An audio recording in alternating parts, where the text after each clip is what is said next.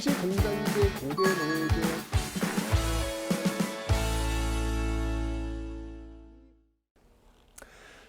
네, 안녕하세요 여러분들. 역사는 최태성.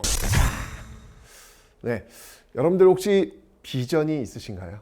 여러분들의 비전은 무엇인가요?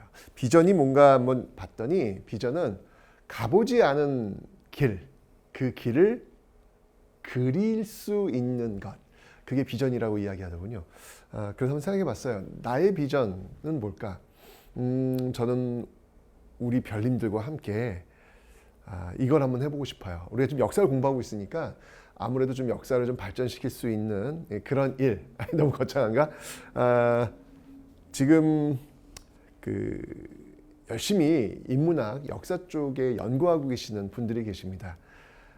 나중에 정말 그 능력이 된다면 그분들을 연구를 좀 지원해 줄 수 있는 그런 재단, 각각의 분야, 뭐 고고학, 고대사, 중세사 이렇게 나눠 가지고 각 분야의 그해 최고의 박사 논문을 쓰신 분들 한 분씩을 선정해 가지고 기금을 전달하는 어떤 그런 일, 그건 이제 위쪽의 일이고, 그다음에 이제 아래쪽의 일은 고등학교 같은 경우에서 세계사 수업을 할 때 있어 가지고 필요한, 한국사 수업을 할 때 필요한 영상들을 모두 찍어 가지고 저작권 없이 쓸 수 있도록 하는 것, 뭐 이런 것들이 제가 이 별님들하고 함께 하고 싶은 그런 겁니다.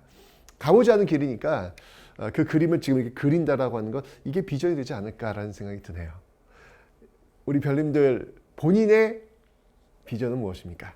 네, 한번 우리가 그 비전을 갖고 꿈 넘어 꿈을 꾸어볼 수 있는 우리가 되기를 바라면서 강의 시작하도록 하겠습니다.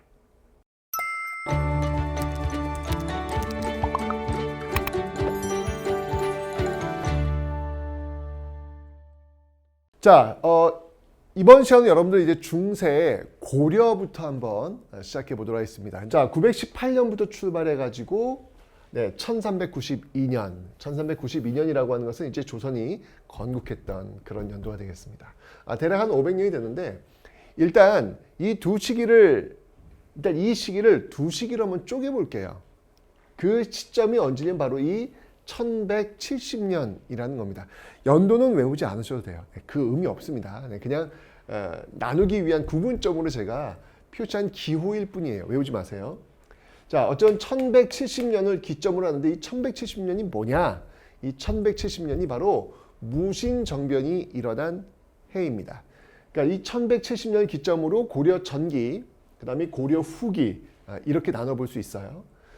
이 고려 전기를 다시 초기와 중기로 또 두 시기로 나눌 수가 있습니다. 각각의 시기는 여러분들 그 시대를 이끌었던 주도 세력이 누군가에 따라 가지고 한번 나눠 보도록 하겠습니다. 먼저 고려 초기를 이끌었던 거, 여러분 잘 아시겠지만 고려를 세운 사람들은 호족 세력들입니다. 그죠?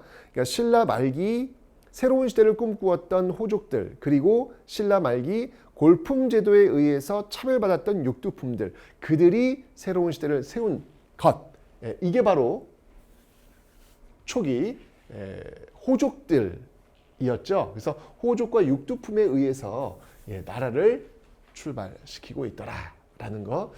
그러다가 이들이 이제 어느 정도 시간이 지나면서 기득권화 됩니다. 항상 그래요. 항상 맨 처음에는 천마음이었지만 시간이 지나면서 약간 좀 가는 어떤 그런 모습들이 있잖아요. 그들을 우리는 뭐라고 하냐면 문벌이라고 합니다. 문벌. 이 문벌들이 이끌고 있는 시대를 우리는 고려 중기다라고 이야기를 하는 거예요. 그래서 이렇게 고려 전기 한 덩어리가 있고요. 그 다음에 고려 후기는요, 무신정변 이후에 무신들이 권력 잡았을 거 아니야. 그죠? 그 무신들이 권력을 장악한 시기. 이때 이제 몽골이 쳐들어와요. 몽골이 쳐들어왔고 결국 무신 정권은 무너졌고 이 몽골에 빌부터 성장했던 세력들, 그 권문세족이 이끄는 시대, 이 시대를 우린 고려 후기다라고 이야기합니다. 그래서 고려 500년의 역사를 이끌었던 세력들을 보면, 자, 호족 1번, 문벌 2번, 무신 3번, 권문세족 4번. 네.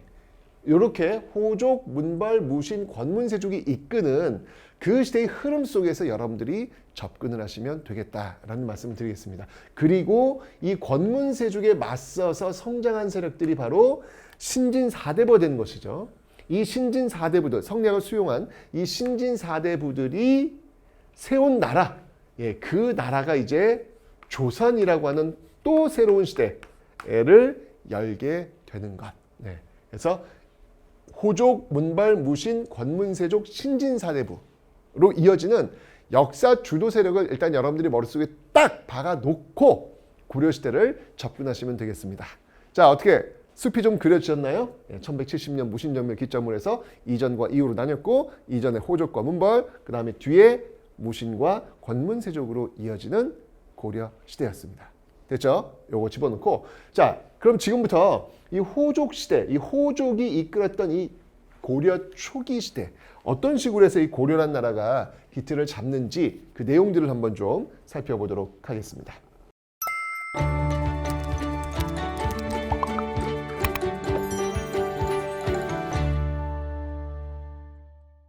자, 먼저 왕들을 한번 살펴봐야 되겠죠? 자, 고려. 여러분들 이제 고려 항상 이게 한국사 능력검정 시험에선 정치 파트가 압도적으로 많이 나와요. 많이 나오기 때문에 정치 파트를 여러분 놓치시면 안 되는데, 정치 파트 제일 중요한 건 뭐냐면 왕이야, 왕. 어떤 왕이 어떤 일을 했는지, 이게 이제 시험에 가장 많이 나와요. 그래서 그런 것들을 놓치지 않으셔야 되는데, 자, 먼저 이 고려를 세운 사람부터 한번 좀 살펴보도록 하겠습니다. 고려를 세운 사람이 누구예요? 태조 왕건입니다. 왕건. 그죠? 태조 왕건인데, 이 태조 왕건 같은 경우는 이미 배웠습니다. 공고, 신, 일. 다 배웠죠? 공고, 신일. 공산전투, 고창전투, 신라 멸망, 그리고 1, 2천 전투로 이어진 그 과정을 통해서 이 태조가 고려를 세웠다. 고려를 이제 후삼국을 통일했다. 이렇게 제가 말씀을 드렸습니다. 그건 이미 설명을 드렸고요. 공고신일, 요거 굉장히 어렵게 문제가 나올 수 있으니까 기억해 놓으시라라고 설명드렸습니다. 자, 그러면 어떻게 해서 이 태조 왕건이 고려란 나라를 이끌었는지 그 내용을 한번 살펴보도록 할 텐데, 자, 우선 항상 나라를 맨 처음 세웠어요. 그 앞에 있는 나라가 좀 혼란스러웠어. 그럼 그 혼란을 안정화시켜야 될 거 아니야? 항상 그 나라가 혼란스럽다는 얘기는 백성들이 못 살았다는 이야기예요. 그 못 살았던 그 백성들한테 안심을 시켜주려면 가장 기본적인 게 바로 민생 안정이다 라는 겁니다. 민생을 안정시키는 가장 좋은 방법, 세금 깎아주는 겁니다. 세금 깎아주는 거. 네, 바로 감세 정책이라고 볼 수 있겠죠. 세금을 깎아주는 거. 그래서 10분의 1 흑창이라는 걸 설치합니다. 흑창이 뭐냐면 이게 그 앞에 있었던 게 뭐냐면 진대법의 역사에 출발하는 거예요. 진대법. 여러분 진대법 기억나시죠? 고구려 소수림 왕 때 시행했던 춘대추납의 제도. 봄에 곡식을 빌려주고 가을에 갚도록 하는 그런 제도가 되겠습니다. 그래서 흑창이라는 게 있고요. 그 다음에 이제 요 흑창이 나중에 이제 의창, 뭐 상평창, 선예청 뭐 이런 식으로 이제 흘러가는 거예요. 이제 의창 같은 경우는 이제 고려 성종 때, 이건 고려 성종 때 배울 겁니다. 고려 성종 때 이제 이렇게 나오게 되는데, 어쨌건 이 역사의 어떤 그 중간 지점에 있는 게 바로 이제 태조 왕건이다라는 것이죠. 그래서 흑창이라는 걸 설치를 했다라는 거 봐주시면 되고요. 그 다음에 이제 민생 안정은 이제 요 정도로 이렇게 감세 정책을 통해서, 그 다음에 이제 배고플 때 생존할 수 있는 어떤 그런 방법들을 제시해 주는 그런 방식들을 통해 가지고 민생 안정을 했고, 그 다음에 이제 호족 정책이에요. 호족 정책. 자, 이 호족 정책은 뭐냐면, 일단 이 고려란 나라는 호족들에 의해서 세워진 나라입니다. 왕건도 역시 마찬가지로 호족 중에 한 명이었어요. 그래서 호족 연합 정책에 의해서 세워진 그런 나라였기 때문에 아무래도 이 호족들의 눈치를 볼 수밖에 없는 거라. 자, 그래서 동그라미는 뭐냐면요, 당근과 채찍. 여기 당근에 해당하는 것이고, X는 뭐냐면 채찍, 견제야. 당근은 좀 호족들 알았죠 해주는 거고, 여기 X는 뭐냐면 긴장시키는 것이죠. 이런 것들을 적절히 취하면서 호족들과 밀당을 하는 거예요. 자, 먼저 당근 정책에 뭐가 있냐면요, 뭐니 해도 그들과 하나가 되는 제일 좋은 방법은 결혼입니다. 결혼. 태조 왕건의 부인은 무려 29명. 그리고 여기서 태어난 자식들. 근데 여러분 느낌 오지 않습니까? 이거 태조 왕건 때는 모르겠는데 태조 왕건이 죽고 나서는 서로 왕이 되겠다고 싸우지 않을까? 느낌 빡 오는데 이거 지금 벌써? 그죠? 어쨌건 이런 결혼 정책을 통해 가지고 이 호족들과 뭐 사돈지간이 된다든지 이런 방식을 통해 가지고 하나가 되는 모습을 택하게 된 것이죠. 그 다음에 이제 사성제도, 이것도 역시 마찬가지예요. 내릴 사자, 성을 내린다는 이야기예요. 왕씨성을 주는 거예요. 우리 패밀리. 너는 왕씨, 나도 왕씨, 우린 패밀리. 이런 식으로 사성제도가 있고요. 그 다음에 이제 이런 결혼과 사성 말고 실질적인 경제적 혜택을 주는 게 있어요. 이게 뭐냐면 역분전이라는 겁니다. 역분전. 역분전은 뭐냐면 그 역할에 따라서 나눌 분자, 나누어준 토지라는 의미가 되겠습니다. 그러니까 개국공신들의 그 역할들, 공로가 있을 거 아니에요. 그 공로에 맞춰서 토지를 지급한 거죠. 자, 여러분 여기서도 역시 마찬가지야. 내가 이야기했어. 토지를 지급했다는 의미는 그 토지 소유권을 준 게 아니라고 제가 설명드렸습니다. 그 토지에서 세금을 거둘 수 있는 권리 똑같아요. 앞에 제가 그 관료전과 노급 설명하면서 설명드렸잖아요. 역분전도 역시 마찬가지예요. 하여튼 제가 관리들한테 주는 토지라고 하는 개념은 무조건 다 수조권 개념이에요. 소유권 개념은 하나도 없어. 아셨죠? 그 소유권 개념은 앞에 설명했던 그 정전, 민전 그거 외에는 없습니다. 다 수조권 개념이에요. 어쨌건 이런 역분전을 지급했다. 이 당연한 거죠, 여러분들. 나라 세우는데 도움을 줬으면 그래도 합당한 뭔가 줘야 될 거 아니야, 그죠? 그래서 이렇게 결혼, 사성, 역분전 이와 같은 어떤 모습들을 보이고 있어요. 자, 이게 바로 당근에 해당하는 정책들. 그러나 이렇게 그냥 퍼주기만 할 수는 없잖아요. 밀당을 해야지, 긴장감을 줘야지. 이게 X 바로 사심관 제도라는 것을 또 시행을 합니다. 사심관이라고 하는 건 뭐냐면요. 그 지역의 사심관을 정해서 호족들한테 너 이 지역의 사심관 네가 해라. 네가 여기 책임져라. 연대 책임을 묻도록 하는 거예요. 그러니까 그 지역을 너한테 맡길 테니까 너가 알아서 해. 조건이 있어 대신. 근데 만약 여기서 반란이 벌어지면 너가 책임지는 거야. 이렇게 연대 책임을 주는 것이죠. 그 첫 번째 그 사심관의 대표적인 인물이 바로 김부라는 인물입니다. 김부 누구예요? 바로 신라의 마지막 왕 경순왕. 이 경순왕에게 신라의 수도였던 경주 있잖아요. 그 경주의 사심관을 줍니다. 너 여기서 사심관 해. 사고 터지면 네가 책임지고 뭐 이런 식으로 보여준 것이죠. 그래서 이런 어떤 모습들이 있었다라는 기억하시면 되고요. 그 다음에 이제 기인제도라는 게 있습니다. 이것도 제가 앞에 설명드렸어요. 그 상수리제도. 제가 문무왕할 때 통일신라 문무왕할 때 제가 상수리라는 설명을 좀 드렸던 기억이 납니다.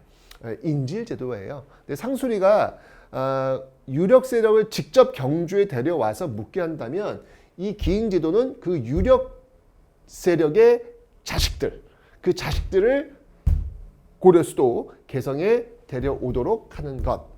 이걸 이야기하는 겁니다. 그래서 이런 호족 정치들, 밀당, 당근과 채찍을 번갈아 주면서 어떻게든 이 호족 연합 정권, 제가 이야기했지만 이 호족 연합 정권이에요. 이 연합 정권을 유지하려고 노력했다. 왕권은 강하진 않습니다. 왕권도 역시 마치 호족의 일원으로서 나라를 세웠기 때문에 여러 호족들을 지금 배려해야 되는 어떤 그런 상황이었다라는 것이죠. 자, 그런데 이뿐만 아니라 민생안정 호족 정책뿐만 아니라 북진 정책이라는 걸 취합니다. 여러분들 고려라는 나라, 그 나라 이름이 뭐랑 비슷해요? 고구려와 비슷하잖아요. 그죠? 그러니까 이 고려란 나라는 고구려의 영향을 받은 그런 국호입니다. 왜냐면 옛날에 고구려를 고려라고도 불렀거든요.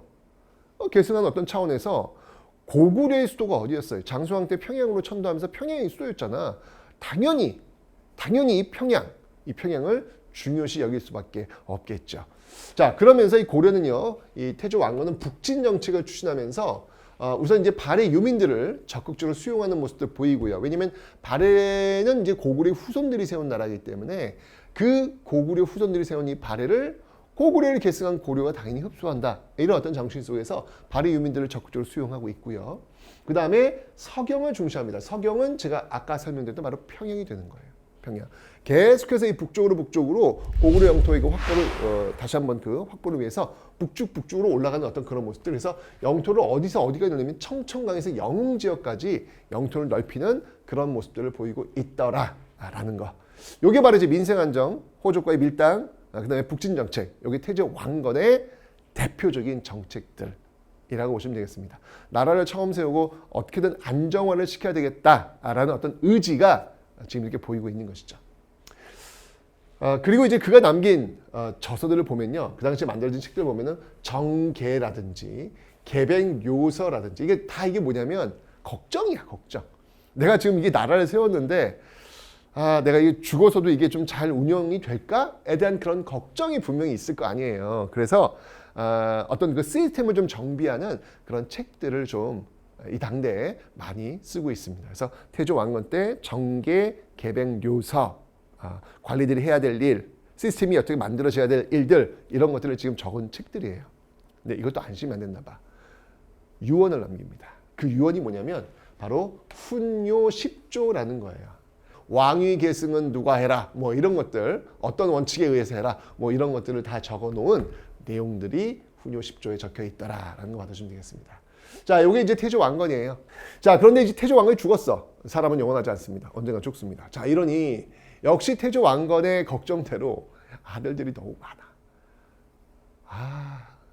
아들들 서로 왕이 되겠다고 싸울 수밖에 없잖아요, 이게. 왜냐면 그 아들이 싸운 게 아니라 그 아들은 곧 그 호족들 집안을 대표하고 있기 때문에 권력을 장악하고 싶었던 거죠. 그러면서 결국 이렇게 지금 고려 태조 왕건 때 잘 나가던 고려가 휘청냅니다. 이 대표적인 그 과정 속에 나온 게 바로 왕규의 난. 왕이 되겠다고 싸우는 이 왕규의 난을 겪으면서 왕위에 올랐던 왕이 죽임을 당하고 내쳐지는 이런 모습들이 반복되는 것이죠. 자, 그런 과정에서 광종이라고 하는 인물이 등장을 합니다. 자, 이제 우리는 광종을 좀 주목할 필요가 있습니다. 근데 왜 광종이 중요할까? 이유는 간단해요. 사실 그 앞에 있었던 태조 왕건, 호족 연합 정권에 의해 가지고 굉장히 왕권이 미약했잖아. 이것을 왕권 강화로 돌려놓았던 인물이 바로 광종입니다. 야, 서로 왕이 되겠다고 막 싸우는 과정 속에서 왕권은 지금 막 무너지고 있는데 그것을 다시 왕권 강화로 만들어 놓았던 인물이 바로 광종이라는 이야기예요. 노비 안검법이라고 하는 건 뭐냐면 노비들을 안검하는 거예요. 자세히 들여다보면서 검사하는 거예요. 무슨 말이냐면 여러분들 이 후삼국 시대에 호족들이 자신들의 어떤 세력을 확보하기 위해서 군사력을 가지고 있었을 거 아니에요. 그죠? 그 군사력은 어디서 나오겠어? 자기 사람들이니까. 그 노비들 이런 사람들도 이제 군사력으로 전환될 수 있잖아요. 내가 운영할 수 있는 사람들이 돼야 되니까. 근데 그 노비들을 잘 보니까 이 후삼국의 그 혼란한 시대 때 일반 백성들 먹고 살기 힘든 거야. 먹고 살기 힘드니까 결국 저는 그냥 노비가 될래요. 저 그냥 먹여만 주세요. 이렇게 의탁했던 사람들이 있을 거 아니에요. 불법적으로 노비가 된 사람들, 그 사람들을 조사해가지고 안검해가지고 다시 양인으로 돌려놓는 거예요. 양인, 일반 백성, 일반 농민으로 돌려놓는 것이죠. 자, 이게 어떤 의미가 있냐면 일반 양인으로 돌려놓는다는 게 뭐냐면 일반 양인들은요, 바로 국가에 세금도 내고 국가를 위해서 조세, 공납, 이걸 다 하는 사람들이잖아요. 근데 노비는 어떤 사람이냐면 노비는 바로 자신의 주인, 뭐 여기는 호족이 되겠죠. 이 호족을 위해서 모든 것들을 다 해야 되는 사람들이란 말이지.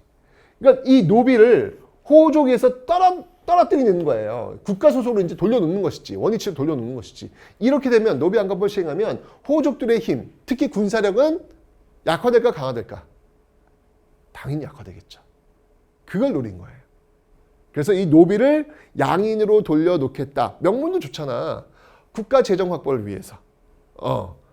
왜냐면 이 노비들은 국가에다 세금을 내는 사람들이 아니거든. 하지만 양인들은 국가에 세금을 내는 사람들이거든. 국가 재정 확보를 위해서. 명분도 좋잖아. 노비안건법을 시행한 거예요. 어우, 이게 호족들이 뒤통수한테 제대로 맞은 것이지. 조용히 아무것도 안 하는 물에 물 탄 듯 술에 수 탄 듯 허약한 왕일 줄 알았는데 갑자기 노비안건법이라는 카드를 들고 나온 거야. 이게 뭐지? 약간 의심하기 시작. 그런데 여기에 그치지 않아요. 두 번째 개혁의 신호탄을 쏘아댑니다. 그게 뭐냐면 바로 과거제였습니다. 과거제. 자, 이 과거제는 여러분들 쌍기 이게 중국인이에요, 여러분들. 쌍기의 그 건의에 의해서 시행된 건데, 자, 이제까지는 여러분들 칼 들고 서로 싸우면서 호족들이 힘을 과시했다면 이제 그만, 이제 그거 그만.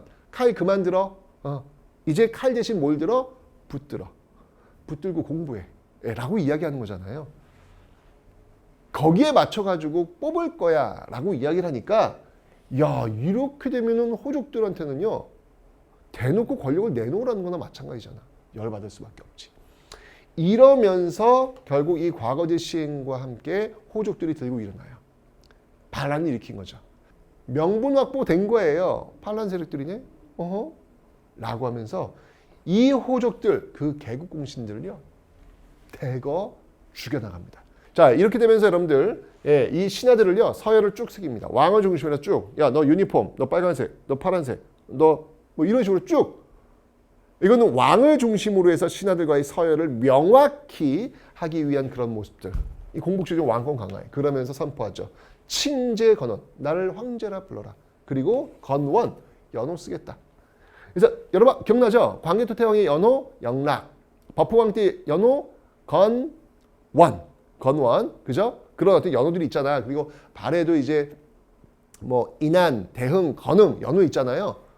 고려 광종 역시 연호를 씁니다. 광덕, 준풍과 같은 이 연호를 쓴다. 이건 뭐냐면 내가 짱이란 얘기예요. 이제까지 태조 왕건은 절대 할 수 없었던 이 칭제 건원의 모습을 광종은 해낸 겁니다. 이렇게 광종이 정말 그 강력한 개혁 정책을 통해 가지고 호족들을 제거해 나가면서 이제 왕권이 안정화되는 모습들로 가게 되는 것이죠. 그래서 경종 때가 되면요, 여러분들 처음으로 전시과라는 걸 시행해요. 그러니까 보세요. 태조 왕건 때 역분전이었잖아.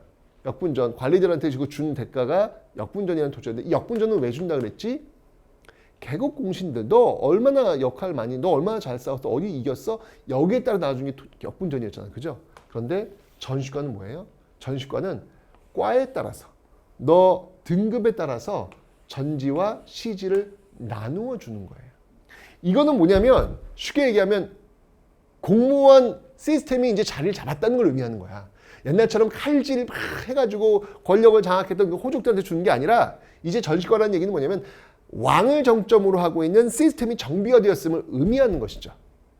그래서 시정이라고 하는 건 뭐냐면 처음 시자, 처음으로 정한 전시과, 과에 따라 가지고 전지는 뭐냐면요, 이거는 토지를 주는 거예요. 토지. 시지는 뭐냐면 산을 주는 거예요. 임야. 토지, 다시 한번 얘기해. 토지의 소유권을 주는 거 아니야. 그 토지에서 나오는 세금을 거둘 수 있는 권리, 국가 대신 거둘 수 있는 권리 주는 거예요. 시지는 뭐냐면 왜 산을 줬을까? 그 당시 연료가 필요할 거 아니에요. 땔감. 네, 산을 준 거는 땔감 가져가라고. 그래서 전지와 시지를 과에 따라서, 급에 따라, 지금도 왜 공무원 9급, 8급, 7급 이렇게 나눠져 있잖아요. 그 급수에 따라 가지고 나눠주시, 이렇게 경종 때 처음으로. 그러니까 이 광종 때 이 피해 숙청에 의해서 호족들을 쭉 말하는 애들은 제거해 놓고 말 잘 듣는 호족들, 그 자손들만 서열을 만들어 놓고 거기에 따라서 월급을 준 거죠. 이런 모습들을 지금 보이고 있는 겁니다. 자, 이런 과정을 거치다가 이제 드디어 이제 안정화된 시대로 접어들게 되는데, 자, 그때가 언제냐 한번 보도록 하겠습니다. 그때가 바로 성종이 되겠습니다. 성종 시대가 되겠습니다. 자, 특히 이 성종 때 이렇게 시스템을 정비하는데 그 도움을 줬던 인물이 누구냐면 바로 유학자 최승로라는 인물이 되겠습니다. 이 최승로가 시무책, 일을 하는 데 있어가지고 28개 개혁안을 제시한 거예요. 28조를 보니까 이런 내용들이 있습니다. 이 최승로는 누구냐면 육두품 최씨. 어디 최씨? 우리 할아버지예요. 네. 연결되잖아. 최치원의 후손이에요. 이렇게 연결되는 거예요. 근데 여러분 보세요. 최치원도 분명히 진성 여왕에게 시무책을 올렸어요. 신라 말기에. 그죠? 그런데 이때 최치원의 시무책은 받아들여지지 않아요. 그런데 이제 이건 신라 시대였고 고려 시대로 왔단 말이야. 고려 시대로 오니까 이 최승로가 건의를 했다고 성종한테 시무책 28조항을. 근데 이건 받아들여지는 거예요. 그래서 시무 28조를 올렸는데 유학자입니다. 유학자. 성종에게 올린 그 여러 제안들 중에서 대표적인 뭐냐면 외관을 파견하소서라는 말이 있어요. 외관. 이 외관이 뭐냐면 바깥 외자예요. 예, 바깥을 관리하는 관리, 바로 지방관 얘기하는 거예요. 지방관. 외관을 파견하소서. 그러니까 이게 뭐냐면 보세요. 각 지역에 또아리를 틀고 있었던 세력들이 누구야? 고려시대 때. 그게 호족이라고요.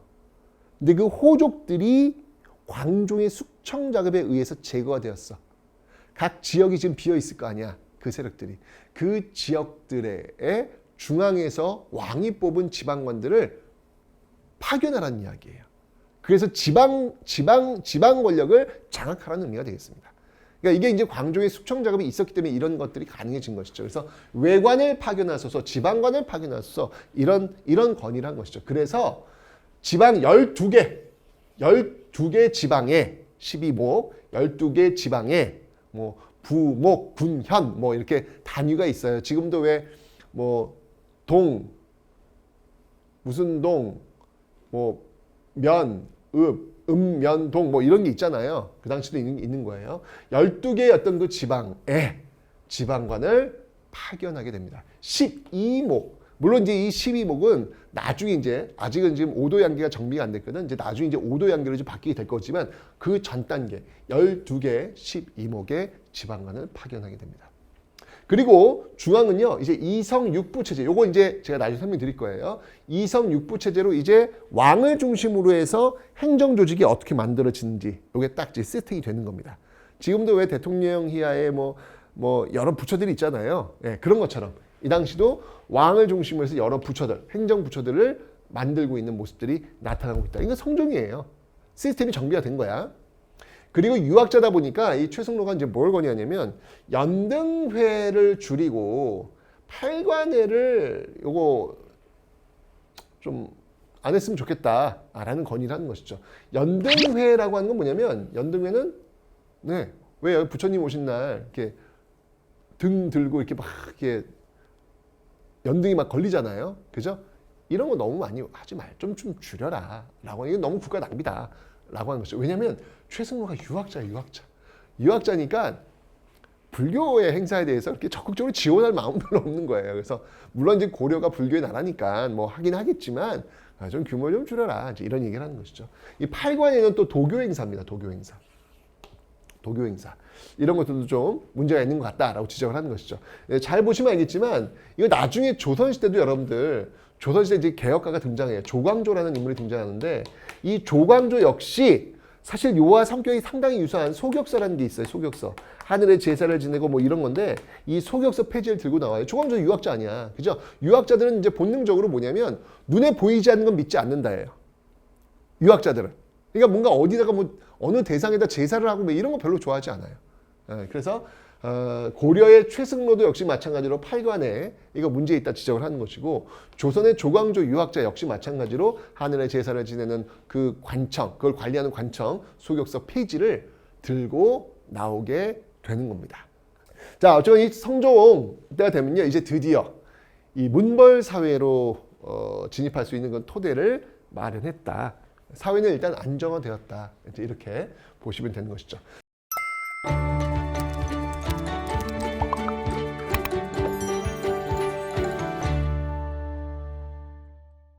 자, 그러면 이 성종 때 이제 체제가 이제 거의 정비가 되었다고 했는데, 자, 어떤 시스템들에 의해서 운영되고 있는지, 중앙은 지금 이성육부로 되어 있고, 지방은 12목인데, 여기 나중에 이제 5도 양계로 정비가 될 거예요. 그 내용들을 한번 좀 살펴보도록 하겠습니다. 먼저 중앙부터 한번 살펴보죠. 자, 중앙 이성육부 체제. 이게 뭔지 한번 설명을 좀 드리도록 하겠습니다. 자, 중앙 이성 육부 체제는요. 이렇게 이제 구성됩니다. 중서 문화성과 상서성이 있다라고 설명을 드렸잖아요. 중서 문화성과 상서성. 그래서 성이 하나, 성이 둘, 원, 투. 예, 두 개죠. 그래서 이성이 되는 거예요. 그래서 이성이 되는 거예요. 그런데 이 이성이라고 하는 건 여러분들 당나라는 사실은 삼성육부 체제 기억나시죠 여러분들? 그래서 발해가 당나라의 삼성육부 체제를 따왔다라고 설명드렸습니다. 근데 당나라는 중서성, 문화성, 상서성 이렇게 있는데 요 중서성과 문화성을 합친 거예요. 그래서 세 개의 성을 이성으로, 두 개의 성으로 옮겨 놓은 것이죠. 그래서 이성 육부 체제로 형성되는데 이게 상서성 밑에 육부 실질적 행정부처 이병, 호형, 예공, 부 이렇게 되는 것이죠. 예, 이부, 병부, 호부, 형부, 예부, 공부 이렇게 가는 건데 어렵지 않아요. 뭐 이부라고 하면 뭐 지금의 뭐 행정안전부, 행안부 뭐 이런 어떤 역할. 병부라고 하면 뭐 국방부, 호부라고 하면 지금의 재정경제부, 뭐 형부라고 하면은 벌 주는 데니까 뭐 검찰이 되나? 법무부 뭐 이렇게. 예부라고 하면은 뭐 지금의 교육부. 공부라고 하면은 건설교통부. 뭐 이런 똑같아요. 그러니까 그 시대 사람들의 용어일 뿐이지 다 비슷한 그런 모습들이 있습니다. 이런 행정부처들을 지금 만들어 놓고 있더라라는 것이죠. 그래서 이성육부 체제인데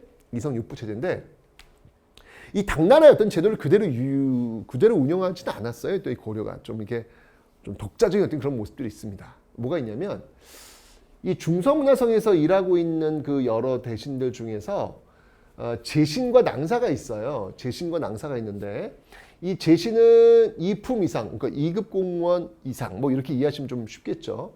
고위 관료자들이야. 그러니까 여러분들 그 공무원 지금도 공무원은 9급이 높아요, 1급이 높아요. 1급이 높아요. 그래서 9, 8, 7, 6, 5, 4, 3, 2, 1 이렇게 내려오는 거예요. 똑같아요. 여기도 마찬가지로. 네, 2품 이상. 당시 이제 품이네, 품. 급이 아니라 품이네. 2품 이상이니까 뭐 2품, 1품 뭐 이렇게 올라가겠죠. 그죠? 고위 관료들을 우리는 제신이라고 불렀고 3품 이하를 우리 낭사라고 불렀습니다. 자, 이렇게 일단 분류 좀 해놓을게요. 그 다음에 이 당나라의 영향을 받은 이성육부뿐만이 아니라 또 당 뒤를 이었던 중국의 송나라의 영향을 받은 어떤 그 제도들이 있어요. 뭐가 있냐면 중추원이라는 게 있습니다. 중추원. 자, 이 중추원이라고 하는 것은요. 추밀과 승선이 있는데 이 추밀도 역시 2품 이상이에요. 승선은 3품이에요. 추밀은 담당한 게 뭐냐면 군국 기무를 담당합니다. 군국 기무. 뭐 지금의 국정원 뭐 그런 어떤 약간 국가의 어떤 중요한 비밀 뭐 이런 것들을 담당하는 것이죠. 정책들을 담당하는 것이죠. 군국 기무. 승선은 뭐냐면 3품인데 비서 역할이에요. 비서. 승자가 들어가면 비서. 조선시대도 역시 그러니까 대통령 비서실에 떠올리시면 돼요. 조선시대 같은 경우 승정원이라고 있거든요. 승정원. 조선시대는 또 승자 들어가죠. 똑같은 기능을 하는 거예요. 이런 기능. 그런데 보세요. 지금 중서문화성의 제신과 중추원의 추밀 다 2품 이상이잖아. 그죠? 고위 관료들이라고요. 이 고위 관료들, 즉 중서문화성의 제신과 중추원의 추밀 다 2품 이상인데 이들이 모여서 하는 회의가 있어요. 그 회의를 뭐라고 하냐면 앞에 있는 제신과 추밀이 모인다라고 해가지고 이걸 제추회의다라고 이야기합니다. 요 회의를 우리는 도병마사라고 합니다. 도병마사. 요게 굉장히 고려의 독자적인 특징을 갖고 있어요. 도병마사. 어찌 본다면 지금의 국무회의 그런 어떤 역할을 하는 거예요. 뭐 관리하는 거예요. 병마사. 이제 나중에 설명드리겠지만 병마사는 그 국방지역, 국경지역에 국경지역을 지키는 지방관이거든요. 그들을 이제 관리한다. 그 말은 뭐냐면 국경지역에서 요즘 워낙 비일비재하게 사건 사고 많이 터지는 거야. 실제로 여러분들 고려는요. 우리 역사상 이렇게 많은 외세의 침략이 있었던 적은 없어요. 고려 시대는 고려 500년은 끊임없이 외세의 침략이 있었다. 10세기, 11세기엔 권한족초 들어왔죠. 12세기엔 여진족초 들어왔죠. 13세기엔 몽골족초 들어왔죠. 14세기 홍건족과 왜고초 들어왔죠. 끊임없이 쳐들어와요. 그러니까 당연히 국방회의가 중요할 수밖에 없어요. 거의 매 국방회의야.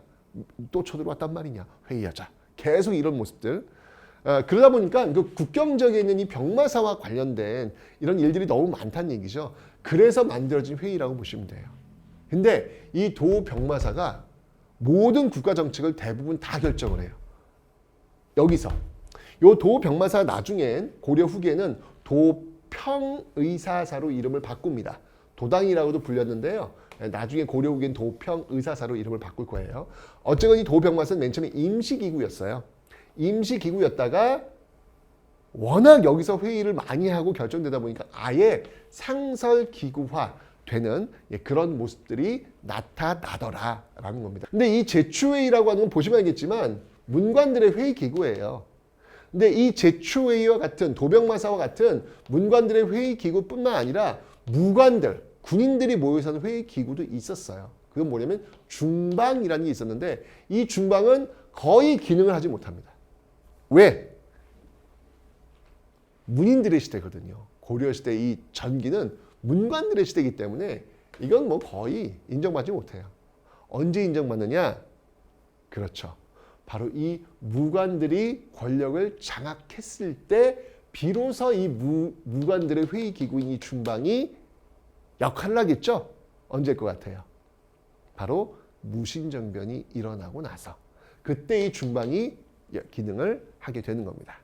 자, 어쨌건 지금 아직은 때가 아니니까 고려 전기니까 이 문관들이 이 회의를 주도하는데 이 제추회의 도병마사가 있고요. 또 다른 회의론 식목도감이 있어요. 이 도병마사는 국가의 중요한 모든 것들을 거의 다 심의한다고 보시면 되고 식목도감 뭐냐면 식, 국가의 중요한 예식 같은 거 있을 때 뭐 직위식, 결혼식 이런 식이 있을 때 차례목이에요. 그 예식을 어떤 차례로 할 것인지 도감은 뭐냐면 임시기구예요. 그래서 예를 들면 이제 결혼식을 해야 돼, 직위식을 해야 돼, 어떤 방법으로 할 거야? 이거를 운영하기 위한 임시기구 도감을 설치를 하게 되는 것이죠. 그래서 이 제추회의에는 이렇게 도병마사와 식목도감이 있더라라는 거 기억해 놓으시면 되겠습니다. 실질적으로는 여기서 고려 독자적이라고 하는 건 대부분 여기서 결정이 돼요. 그러니까 이 중성문화성, 상서성, 이성육부의 어떤 틀을 따왔지만 실질적으로는 이렇게 여기서 고려의 중요한 것들이 결정되고 있다라는 걸 받으시면 되겠습니다. 됐죠? 제추회의 이해하셨고요. 그 다음에 또 뭐가 있냐면 어사대라는 게 있습니다. 이건 뭐 느낌 오시죠, 여러분들? 아맹 어사출두요 할 때 그 어사대. 감찰을 담당하는 건데 자, 보세요. 아까 중서문화성의 낭사, 3품 이하의 낭사가 있다고 그랬죠? 이 낭사와 어사대가 모입니다. 이들은 고려시대 때 그 언론 기능을 담당한다라고 보시면 돼요. 언론 기능. 이들을 뭐라고 하냐면 대간이라고 불러요. 대간. 간하는 거야. 폐하 이러시면 아니 되옵니다. 뭐 이런 거 있잖아요. 간하는 거. 그죠? 이제 대성이라고도 하는데요. 이들이 하는 일은 뭐냐면 서경, 간쟁, 봉박이라는 걸 합니다. 서경은 뭐냐면 서경은 여기 서자가 뭐냐면 서명하다 할 때 그 서자예요. 사인을 하는 거야. 그러니까 왕명이 내려왔어. 그럼 그걸 보고 이거 괜찮네. 합시다. 사인. 그 말은 건 뭐냐면 사인을 안 하면 이게 안 된다는 이야기잖아. 그죠? 그거는 바로 이들의 역할을 존중해 준다는 이야기죠. 왕권을 견제할 수 있다는 얘기예요. 사인을 통해 가지고 사인이 안 되면 봉에서 다시 열어봤더니 뭐 이런 거 하는데 이거 말이 안 돼. 안 되겠어. 봉에 다시 돌려보내는 거예요. 역시 이것도 왕권을 견제할 수 있겠죠. 간쟁은 뭐 아까 이러시면 아니 됩니다. 뭐 하는 거. 이런 서경, 간쟁, 봉박을 담당하는 사람들이 바로 대간이다. 이 대간이 바로 이 중서문화성의 낭사와 어사대의 결합 속에서 형성이 되고 있다라는 거. 언론 기능을 담당하는 거예요. 이 언론 기능을 담당하는 게 조선시대는 뭐냐면 3사예요. 3사. 조선시대는 3사에서 이걸 담당합니다. 사간원, 사원부, 홍문관이라는 게 있어요. 나중에 배울 거예요. 3사 담당하는데 여기서 여러분 헷갈리면 안 돼. 3사가 고려시대도 있어요. 여기 있잖아 지금. 중요한 거 고려시대의 3사는 언론 기능을 담당하지 않는다라는 겁니다.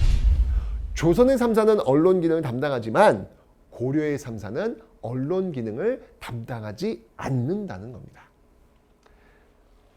고려의 3사는 오로지 회계만을 담당합니다. 네. 세금, 뭐 입출, 뭐 이런 거, 돈과 관련된 거 이것만 담당한다. 이게 바로 고려 3사와 조선 3사의 차이점이다. 이 정도만 알고 계시면 되겠습니다. 됐죠? 자, 이렇게 해서 중앙행정조직 이성육부 체제이지만 고려의 독자적인 회의체 도병마사가 운영되고 있는 이런 모습들을 지금 살펴봤습니다. 좋아요.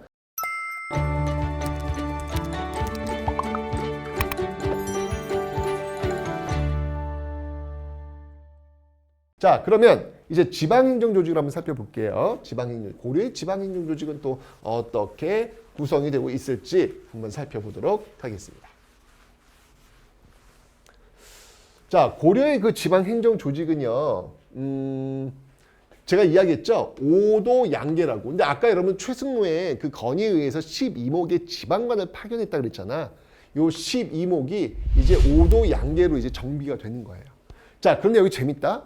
이 5도 양계가 이렇게 좀 나뉘어져 있어요. 5도는 행정적 성격이 강하고요. 양계는 군사적 성격이 강해요. 자, 무슨 말인지 설명해 드릴게요. 자, 이 네모칸은 제가 고려라고 한번 도식화시켜 볼게요. 그래서 고려의 그 국경, 북쪽을 북계라고 하고 이 동쪽을 동계라고 해요.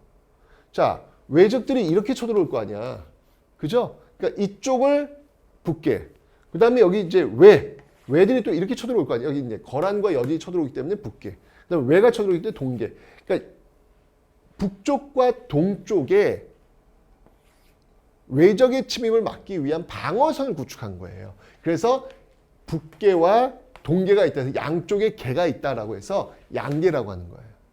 누가 봐도 이건 군사성이 강하잖아, 지금. 그죠? 자, 이 북계와 이 동계에 파견된 지방관, 중앙에서 지방관을 파견할 거 아니에요. 그 중앙에서 이 양계에 파견된 지방관을 우리가 뭐라고 하냐면 병마사라 그래요. 느낌 오죠? 그냥 병마사, 병사들과 말을 관리라는 이야기예요. 병마사. 그런데 제가 이야기했지만 이 병마사가 왜 중요하냐면 고려시대는 워낙 외침이 많아. 외침이 많다 보니까 도병마사라는 귀족 회의 기구가 열리게 되었다라고 제가 설명드렸잖아요. 그죠? 그만큼 이 병마사의 역할이 컸다라는 것이죠. 그다음 이제 양계 말고 그래서 여러분들 이 북쪽에는 아예 그냥 천리장성 옛날 이제 거란족 쳐들어왔을 때 이 대비하기 위해 천리장성까지 축조를 하거든요.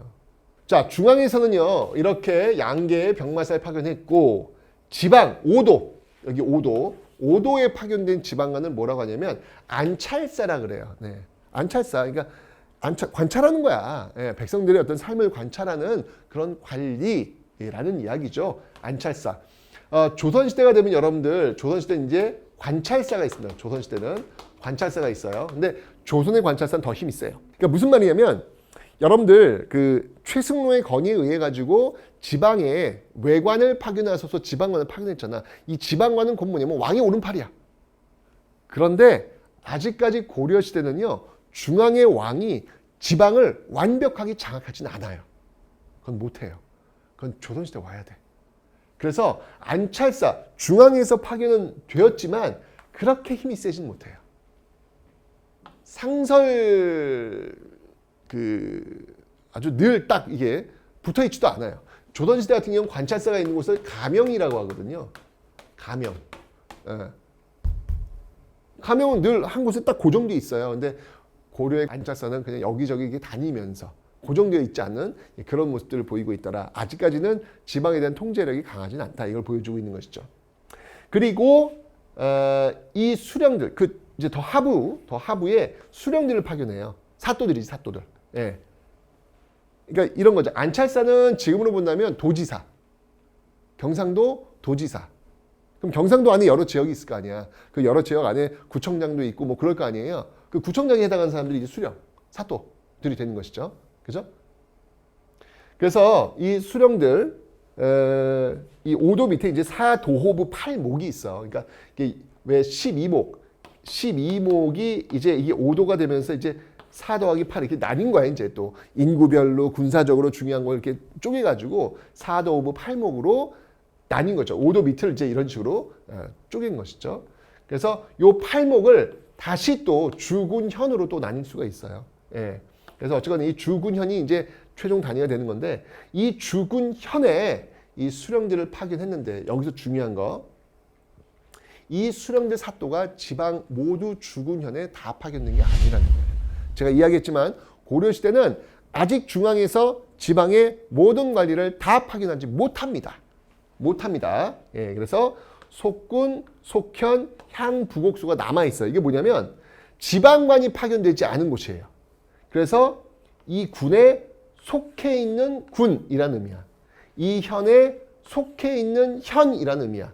지방관이 파견되지 않아. 이 주군현은 지방관이 파견되는데 이 속군, 속현, 향, 부곡수는 지방이 파견되지 않는다. 그런데 여러분들 고려시대는요. 지방관이 파견된 곳보다 지방관이 파견되지 않은 속군, 속현이 더 많아요.